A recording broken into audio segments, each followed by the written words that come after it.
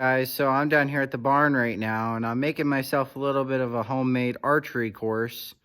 A little bit of a range to start practicing for states that's coming up, so I can get a little bit better on my scoring. So anybody that just in case doesn't know, the top score you can get in archery is a 150.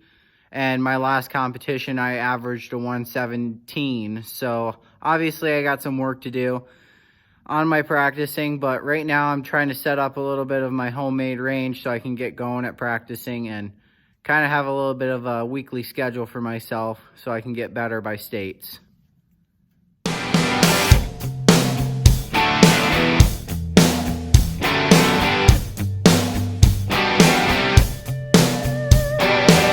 You were raised on an asphalt farm, ain't never heard a rooster crow, never walked barefoot by a river, felt the mud up between your toes. Just, my target that I'm going to use, just a little block. I got a tape measure there because I have to shoot at 20 yards. So that's 60 feet. So I'm going to use that to measure out my 20 yards so I know exactly where I'm standing. Then I'm going to have a tarp here hang up over above from that one pole to that pole. And I already got the baler twine all set up and hung across. A little bit of a visual. It's hard to see just with the lighting, but yeah, it's there. So I'm gonna get the tarp set up and probably put some square bales behind just in case, just not directly behind, because I want to give the tarp a chance to stop the arrows from going through. So I'll probably hang it double layered over. That way it's a little bit thicker and has more of a chance to stop the arrows. Yeah, there's a cold bear calling my name. Oh, yeah, it is. Yeah, I'm gonna put a little chill in my weekend stay. Yeah, there's a cold bear calling my name. Oh, yeah, it is.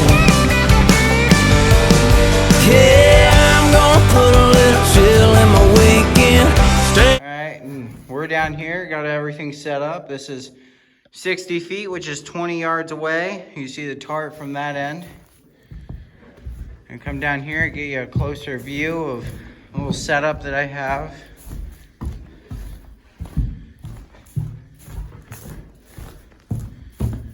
Oh, here's the target on top of the square bales and the little arrow stopper right behind it, hanging on the baler twine. So now I guess get ready to get some shots in for the night.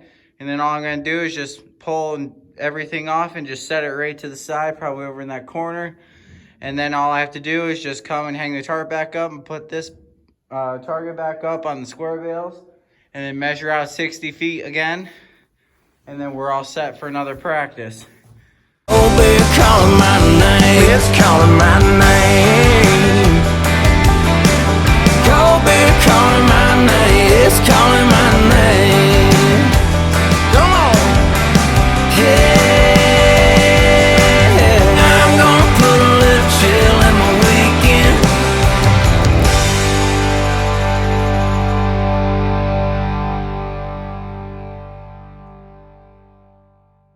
So I'm on my last round here of my practice shoot for tonight. Just wanted to kind of get you guys a little bit of a regular video clip of me shooting, kind of get into the action, and then I'll show you guys what I score on the target. Obviously, with the target being a little bit smaller than usual than I'm used to, I'm only going to shoot 3 arrows instead of 5.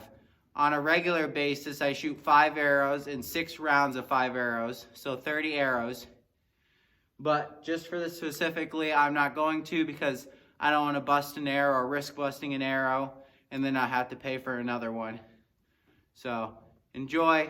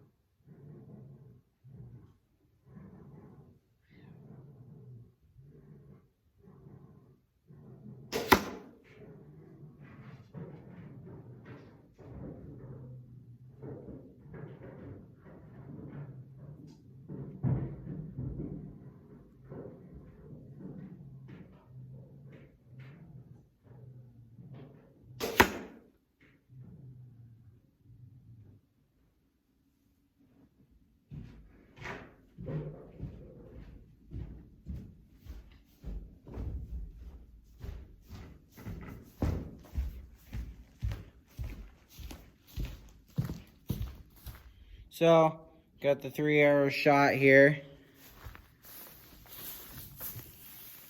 Maybe a little closer view. It's where they are on the target. All directly into the center. It's definitely a good start to my practice. I got a little bit yet till the state shoot, but I'm gonna try to at least do this about 2 or 3 times a week until then. Get some extra practice in between my actual practices.